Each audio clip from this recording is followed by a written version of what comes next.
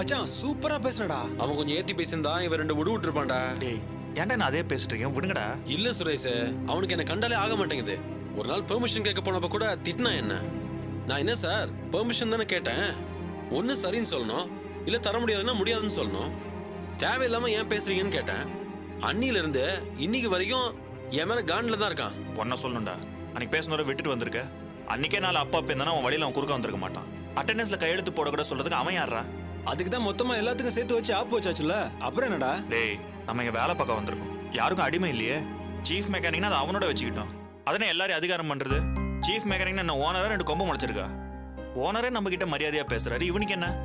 அட அதுக்கு இல்லடா, மேனேஜரு இவங்கிட்ட போய் கடன் வாங்கியிருக்காரு. நாம அவரை மேனேஜரை பாக்குறோம், இவன் அவரை கடன்காரனை பாக்குறான். அதான் இவன் சொல்றான்.